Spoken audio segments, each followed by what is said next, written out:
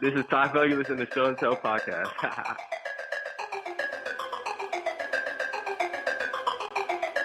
Hey, listen up. Yeah, we here and we locked in. Let's keep it going all the way to the top 10. We feel the turtle, so it's no other option.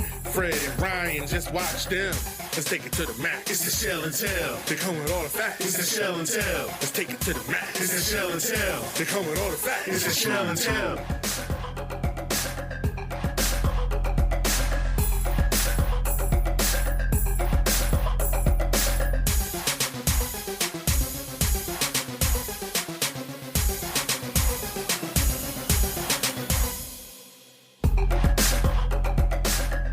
What's up, Turf fans?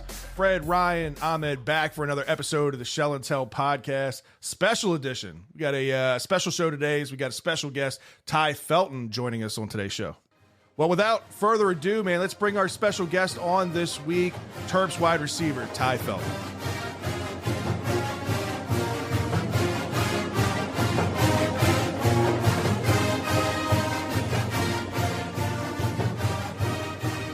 All right, joining us now, Terps sophomore wide receiver, Tai Felton. Tai, appreciate you taking the time to join us today, man. Yeah, anytime. Thank you for having me. Yeah. Before we move on to this year, man, we got to talk a little bit about last year. Your freshman year ended in great success. You know, a lot of freshmen don't see the field much. You had a chance to get a little bit of taste of some action. How was your bowl trip experience and all of that last year? The bowl trip was great. I mean, it was great just being in the atmosphere, getting to a bowl game, because we haven't been to a bowl game in a few years. So it was just great just being able to get there and just change the culture like Coach Locke wants to do. And Tai, we saw an interview of yours with the Worldwide Sports Network, and you'd mentioned the Penn State game being the biggest game that you were excited about, and followed that up with career highlights and receptions and yardage, as well as the longest reception. Does this matchup remain your most highlighted matchup, or has a trip through the Big Ten kind of changed that outlook for you? I mean, definitely seeing Penn State on the schedule definitely gets my nerves up, gets excitement. But at the end of the day, you just want to treat every game the same, and you want to win every game and get as far as you can, get to the college football play, get to the national championship. So at the end of the day, you just want to treat every game as you go on throughout the season. Our very first interview on Shell and Tell was with Dino Tomlin as a freshman before he ever even got to practice, much less on the field. And he mentioned how that first catch would be a big deal. That was what he was looking forward to. You kind of got that out of the way. How did that first grab feel? Was it just football as usual, or was it a bigger moment than that? It was definitely exciting. When Leah threw me the ball, I seen the ball come. I'm like, oh, I'm about to get the ball finally. It was definitely exciting. But after I caught it, it was just like back to football, like high school, catching the ball and just running, trying to get as many yards as I can, try to get 6. So yeah, it was definitely exciting. I'm kind of nervous a little bit, but it was definitely exciting. You mentioned high school, man. I saw this stat lines in your bio there. It's pretty insane. 50 receptions for 1,050 yards as a sophomore. It's over 21 yards a reception. You had 13 touchdowns, meaning that 26% of the time you couldn't run any further because the goal line stopped you. How do we get those kind of numbers here, man? Yeah, it's just putting in work and trying to get back in the groove of things. That's it. Just putting in work, grinding, making sure I'm getting in with the quarterback, getting in the film room, and just having faith that I can put my abilities on the field. That's it. We'll take the whole wide receiver room getting those kind of numbers. Let's go. Right. Sure. Well, this spring you're going to have a good opportunity, man. The receiver room's going to be a little bit limited, and you got Marcus Fleming, Dante Demas, Deshaun Jones, all sideline. But it's a big opportunity for you, especially as one of the few underclassmen wide receivers. What do you hope to improve on to show off with this new expanded role? Definitely my speed and my yak. Just being able to showcase my speed, that when I catch the ball, I can get up out of there and just making people miss, and just showing everybody, trying to get the world to know my name, and just being able to help other receivers around me elevate, and hopefully they'll help me elevate my game, just learning stuff from them, teaching them things. So anything that can get the receiver room better for us for the season. So, yeah. You mentioned the speed. One of the things that I've been a big advocate for you is I'd like to see you in the return game. Is that something that you look forward to doing, or is that something that you want to expand on this year? Yeah, for sure. For me, it's kind of like wherever the coaches put me, I'm just going to do it. I was at Gunner, running down at Gunner. Right. So Gunner's cool. And then I was definitely, last year, bowl practices, I was back there on kick return a little bit, power return a little bit. But wherever the coaches need me, I'm just go out there and do what I got to do and run as fast as I can. I like it. You mentioned helping out the other receivers in the room. After dealing with your own ACL tear interrupting your high school career, have you been able to give any suggestion or share any experiences with those upperclassmen that are currently on the mend? Yeah, for sure. Just talk to them about it because I feel like ACL is more of a mental thing. You're trying to figure out if you still got it or not when you tear it. But definitely just helping them stay in their air, and then all the receivers together come through, and we just talk to them and help them go through their situation they're going through. But they're going to come back stronger. I know that for a fact because they've been putting in work. And I can kind of see glimpses of them when I tore my ACL. I can see how they move and stuff they do. But yeah, definitely. Well, I think Demas will be all right. I mean, 30 seconds after getting off the turf, he's yelling, "I'm coming back." He knew he still had it. Yeah, he'll definitely be back. He'll be back and better. Yeah, and Ty, looking back, you were one of the first commits in that 2021 class. I believe it was the second. And when you kind of look back then on, what the vision that Loxley and the staff told you, and you look at now, you wrapped up freshman year, you got to a bowl game. What was it that had you so sold? And I guess has everything kind of lived up to your expectations so far? Definitely, just his vision he had, and the vision he had is actually coming in true because he won the bowl game first year, and then just him and his vision, and he kind of sold my parents on the vision as well, just the way how detailed his vision was, what he wanted to do, how he wanted to do it, just like stuff like that. So yeah, they're definitely his vision and his commitment to the football team, the Terps, and his commitment to everybody. And the big thing about Coach Locke, where he makes everything family. So everybody to my right and left is gonna be my brother, and stuff like that. So yeah.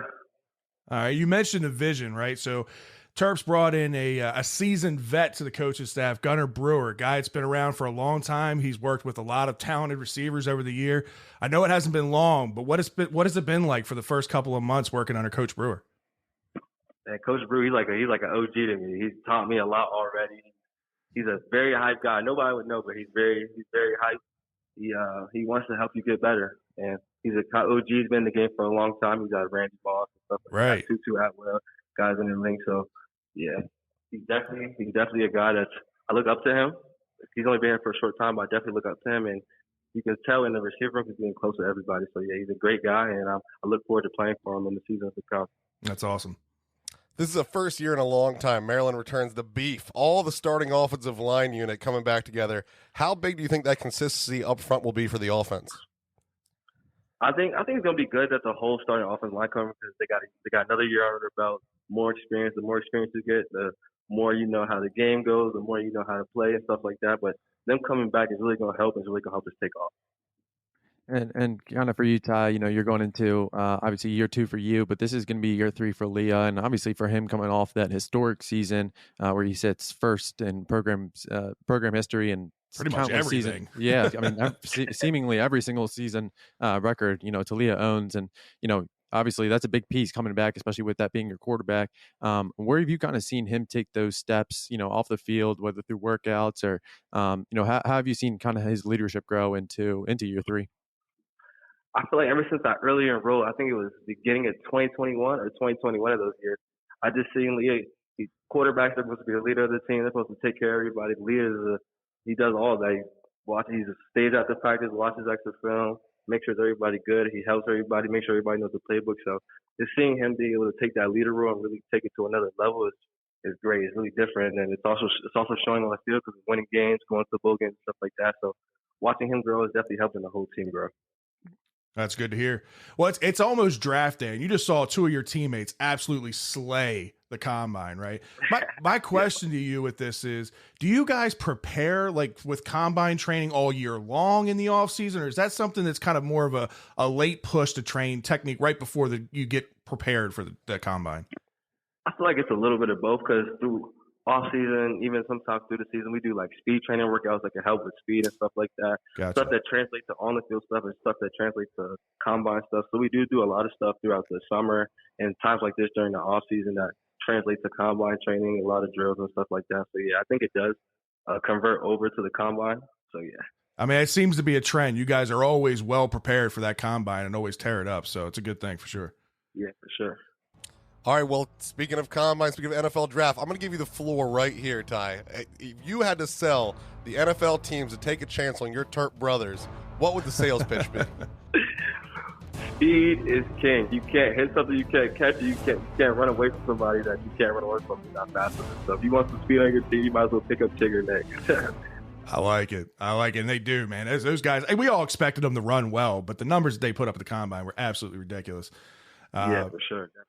We're looking forward to it, man. We're going to be down there in our happy section 7 for the spring game. I'm going to put you on the spot here, man. Give me a player to watch. Tell me a behind-the-scenes guy, a non-starter guy that's been making big gains and could be a productive player come this fall. I would definitely say, we call him C-Sign, but you guys probably know him. Corey Coley's that guy. He's a grind guy. He's in the film room. Me and him always going at it, releases, whatever. But I'll say that's a guy you guys got to watch out for. I feel like he's having a big season and a big career at College Park for sure. That's awesome. Perfect. That's awesome, man. Todd. Appreciate you taking some time with us, man.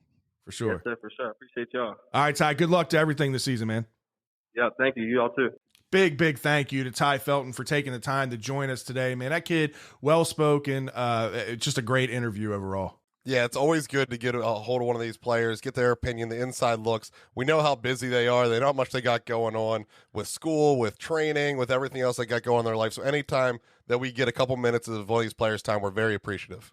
Yeah, and like I said, I think he's a guy that has a real big opportunity to kind of step up this spring. So seems like he's got a great head on his shoulders and definitely be able to kind of capitalize. Yeah, best wishes to Ty and that wide receiver core and the entire Terps team this coming year. Well, we appreciate you guys tuning in as always. Be sure to follow us on all of our social media accounts. You can follow the show at Shell and Tell Pod. Make sure you're following Inside Black and Gold.